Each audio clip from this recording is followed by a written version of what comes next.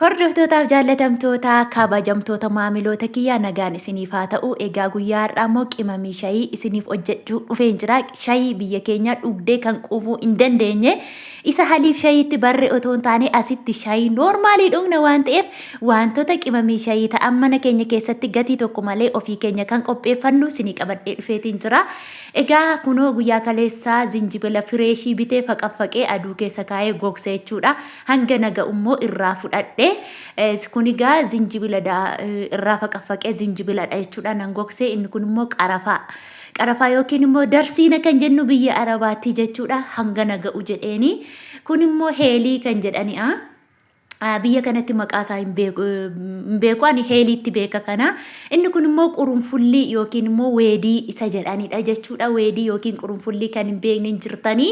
Isa kana gaa maal akkan godhu kunoo taabii bitadheetiin jira. Taabii yookiin immoo xabashaamoo maal jedhanii taabii jedhama jechuudha. Amma gaa waanani gochuu qabu dirqama waan amma na barbaachisu jechuudha. Heelii kana jechuudha. Heeliin dirqama ho'ifamuu qaba. Ani si'a jalqabaaf waan ta'eef yeroo baay'ee daakuusaa daakee kaa'uu baay'isee waan hin feenee fi xiqqeessee miilanaaf yookiin immoo yeroodhaaf kananii hojjetadhu jechuudha. Egaa taabiirra naqnee heela sana xiqqoo ni ho'ifna yookiin immoo akka inni bilchaatu goona jechuudha. Yeroon siniin jedhu garmalee bilcheessitu otoo hin taane hanguma inni diimatutti bifa isaa jijjiirratutti akka hin gubanneef totochoosaa jechuudha. Haala kanaani qabbana yookiin immoo taabii irraa nanaannessitu jechuudha. Heeliin akkuma beekamu bobbokoktii xas jetti jechuudha. Kanaaf egaa amma saayinaa itti qopheeffa'een jira jechuudha. Kananii irratti baafadhu siniin jedha. Baay'ee tokko kan dhugdanii hin quuftan jechuudha. Akka shayii biyya Arabaa dhugaa dubbachuufanii guyyaa tokko dhugeetiin hin beeku. Akka achii jedheellee boodaraa isa shayii biyya Arabaallee biteen bilaacha ta'e jechuudha. Kunoo amma heelkeyyaa waadee yookiin immoo xabbaseetiin jira jechuudha. Asumaan immoo istoofiin kiyya waan hodhee jiruuf immoo shaayii kiyya irra kaawwadhe.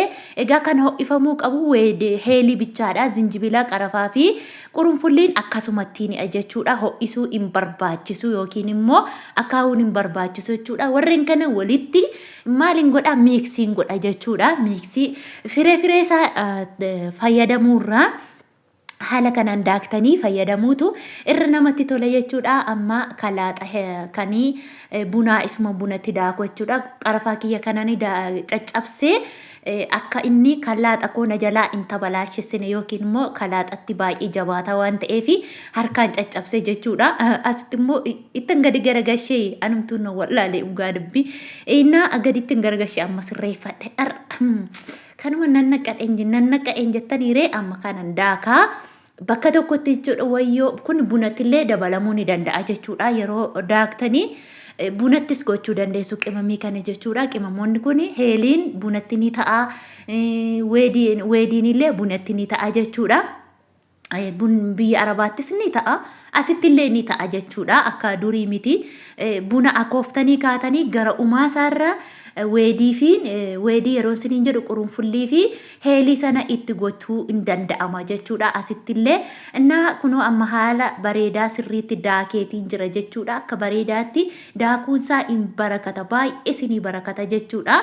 Innaa qimamii shayii keenya yeroo biyya kanatti yeroo dhugan waan hootelarraa bitanii dhugan har'a shayii tokko birrii baay'eetiin bitanii dhugu bunni illee akkas qaaliidha. Mana keenya keessatti yeroo hojjetannu garuu waanuma bakkeetti hojjetamu isa bakkeerra isa mana keenyatti hojjetannu kunoo boodaraa ta'ee daakessee akkasitti daakeetiin jira jechuudha. Baay'ee urgaa dhugaa dubbachuuf manni kun shayii jedha warra ollaanatti waama jedheetu siqiqaan jira. Amma maaliin godhaa qodaan itti naqadhu jira. Kunoo buna daakadhee yeroon buna irraa hafu kanatti naqadha gizaaza waan ta'eef jechuudha. Qadhiin cuqqaalamaan qadaaddaa. Kan immoo zayitiifan bitadhee jechuudha. Zayitiif bareedaadha. Akkasuma immoo kunoo isa kan immoo jechuudha kan qimamii shayii kooti jechuudha. Inni kun gizaaza yookiin immoo burcuqqoodha jechuudha. Pilaastikiitti yoo naqxanii weedii waan qabuuf jechuudha pilaastikiin gaarii miti jechuudha yoo gizaaza qabaatan akka kanatti gochuu dandeessu seetiisaa jira kan qimaaqimii itti nannaqatan gizaaza baay'ee qaqqaalii garuu haala kanaan bitattanii jechuudha yerootti yoo wal faana baay'istanii takkaa dandaaktanii lafa naquu dhiistanii kan ji'a tokko yookiin immoo kan torban lama akkas isin ga'u kun torban lama ol nagaana jechuudha akkasii haala fireeshiidha yoo hojjetattani inni urgaansaa hin badu jechuudha namoonni immoo yeroo hin qabne yookiin immoo taayimii hin qabne immoo baay'istanii hojjettanii firiijii keessa kaawwachuu dandeessu irraasaa firiijii keessa kaawuu dandeessu ani garuu firiijii keessa hin kaa'u ammaa fi xiqqeesse kan nagaa jedhee itti kaawwadha jechuudha gizaaza waan ta'eef gizaazii yookiin immoo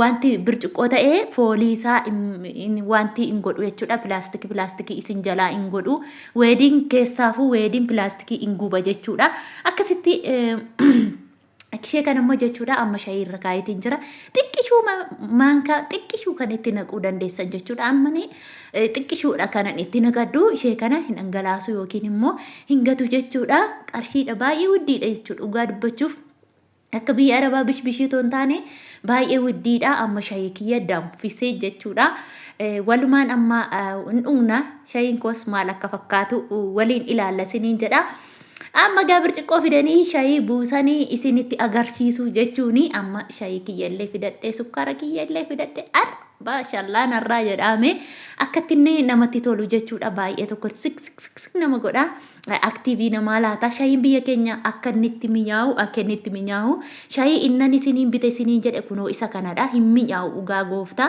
biteetiin mi'aawu baay'ee tokko cina jibbisiise isa dhiiseetaniin isa kana kaansel godhee dhiisee kunoo ishii kana bitadhe jechuudha isheen kun baay'ee mi'oofti jechuudha inni sun shayii warra arabaa natti jedhe ishii kanarraan danfifadhe jechuudha isheetu natti tole shayiin kiyya danfee jira jechuudha amma gaa sukkaara kiyya xirqamatti godhar sukkaarri iyyuu diimata maaliif akka ta'e hin beeku biyya kanaa iddoon bite sukkaar diimaa tokkoon bite olii giddeemuun badaa natti hin tolle asuma iyyoo mana jala suuqii jira asuma jala aqee bite jechuudha amma kaashayii kiyya maashallaa narraa jedha akka ajaa'ibaa tokkotti bareedee argameetiin jira yeroon dhugummoo kanaa olitti akka inni bareedu jechuudha yeroo hundumaa boodaraa keessan qimamishayii keessan xiqqoo bicirii isheetti goggodhattanii ji'a meeqa fataa zanaattanii warri ijoollee qabdanis warri abbaa manaa qabdanis wajjin fataa zanaa jechuudha shayiin kiyya akka ajaa'ibaa mi'aaha